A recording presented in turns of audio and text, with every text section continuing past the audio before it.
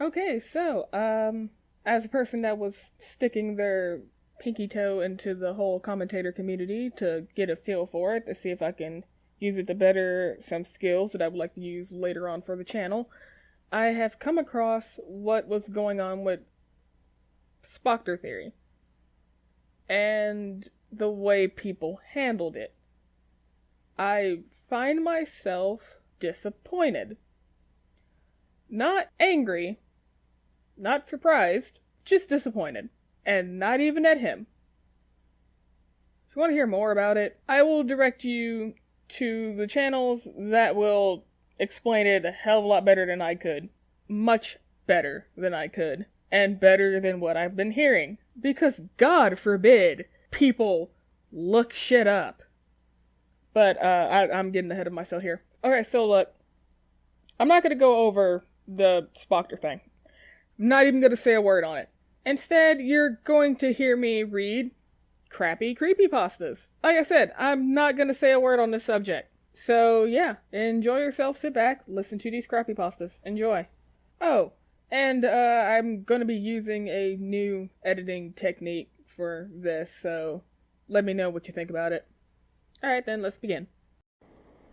Hello, my name is Jimmy. I'm going to share with you all a story about creepy things that happened when I was trying to play my favorite game, Super Mario 64. I just found a cartridge of this game on the streets. This is my favorite game. I found it on the streets, and then I tried to play it, and then creepy things happened when I was trying to play my favorite game. First 3 days, Half-Life 3 confirmed. I found the game on the streets, and I packed that bitch in my limited edition Pikachu flavor N64, only available at Shop and Stop. Then, the game started normally. It was my favorite game, so I 100%ed it. I 100%ed it in 3 days, because it's my favorite game. So then I noticed nothing was creepy about it, so I just went to sleep in my bed that I have been sleeping in a lot since I was 14, probably because it's a bed. Duh. There were some good times in that bed. I remember me and my little brother used to sleep together in that bed and then play some Nintendo 64 at night and sometimes touch bums. He died. Yeah, nothing creepy happened. Jesus, I feel my brain cells dying. He died. Yeah, nothing creepy happened these first 3 days. Weird things are happening. On the 4th day, some weird things were happening. In the first screen with Mario's head, the press and press start was missing. I'm very scared now because usually there's supposed to be a press and press start, but there is no press. I know this for sure because this is my favorite game, so this is automatically spooky. So when I pressed start, and then it took me to the file select menu, and that's when I noticed that there was no sound. I got my TV remote, and then I pressed the volume up button, and there was sound. I really didn't get why when I pressed the volume up button, the sound came on. Why? It was right when I pressed it too. This is very weird. Or it's just how remotes work, little idiot twat. I know for a fact that the Nintendo 64 doesn't connect with the TV remote. So then I played the game some more, and then I wrote a fucking blog about this, which was banned shortly after because they just don't appreciate my swag. This is going to kill me.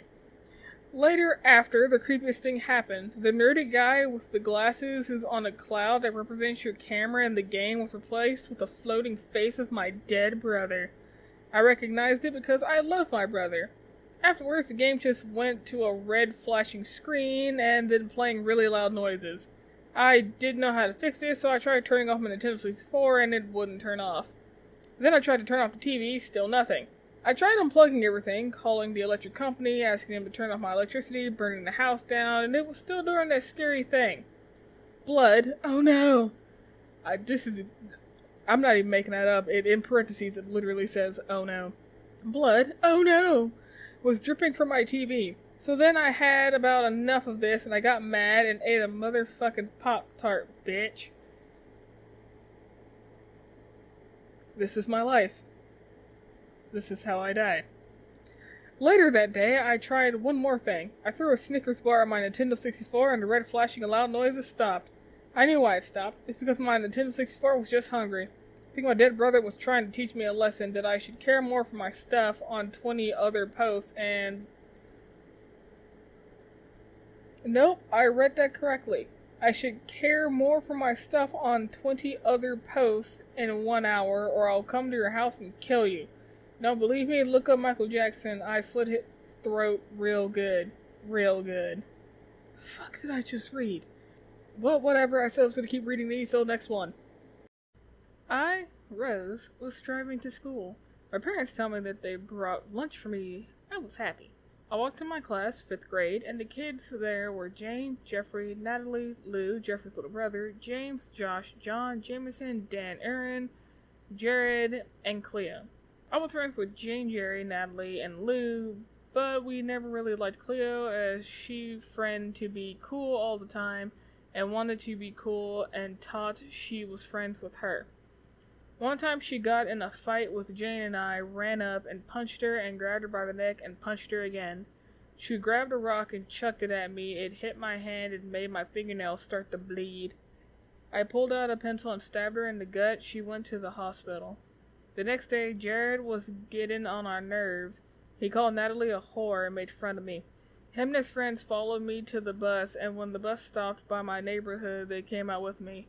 I was scared and I started running and tripped on a curb. They beat me up and Jared tried to rape me. I cried when Jeff came out. He had a disturbing cut for a smile and had black eyes and a knife. I was scared, but I knew he would help me. He stabbed Jared while he was rapping me, and I took his Sisson knife and stabbed him until his body was all purple and blue. I took out his organs and dropped him off at his parents' doorstep. Me and Jeff had a plan to kill Cleo, but it was revealed that she killed her family and she walked out of her house and ran at us. She stabbed Jeff in the neck and I grabbed her by the neck, stabbed her eye and stabbed her in the organs and ripped out her tongue and made her swallow it. I pushed her in the gutter and she screamed as the water pulled her under the water and made the water raid.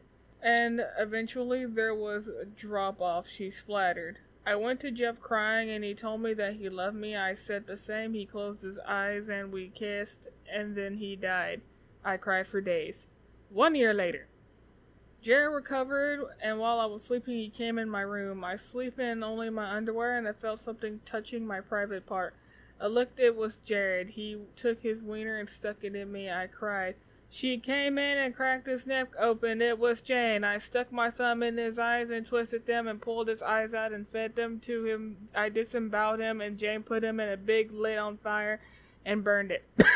Me and Jane fell in love. We grew up with each other, living on killing forever. So if you see a pair of 2 black eyes and 2 blue eyes, run and hope that we don't kill you. Rose. Oh god, that was painful. Okay then, next story. Okay, so this is going to be the last one because of the fact that this is legitimately starting to be painful. So, yeah, let's begin. How do I begin, to be honest, because this is a sad love story between the sponge and TP, so let's get started. SpongeBob finds his true love. SpongeBob was walk long when Mr. Pabe came. He was leprosy and has bow tie, and Sherman with Miss Grunion was with them also. SpongeBob was having a meltdown because Grunion already was wife, so Sponge went for killing spree. Miss Grunion dies and Mr. Peabody no care. Bad SpongeBob was what they called him when Miss Grunion died when the sponge killed her on accident, so she didn't go to jail, but Mr. Peabody and Sherman saw SpongeBob and they were happy, but they both liked Sponge. The fight for liberty, but it's SpongeBob as well. So Mr. Peabody ties to duel with Sherman because they were in the 1800s and they saw Kim Kardashian duel as well, so they thought it was a good idea. The deuce. So Mr. Peabody shot first and won, and Sherman lost, but he was okay. Only his arm got a star too, so Mr. P-Foo won Sponge's affection. They got married and then died because Sherman was so sad when Sherman got a GF name's dog, and yeah, that's it. I'm gonna end this here because I feel like my body is about to implode in the most horrific way possible. So, thank you all for listening. Have a wonderful day. Link in for, what, fuck it. If you want to actually read these, the link will be in the description down below. Just follow the link. Have fun. Laters.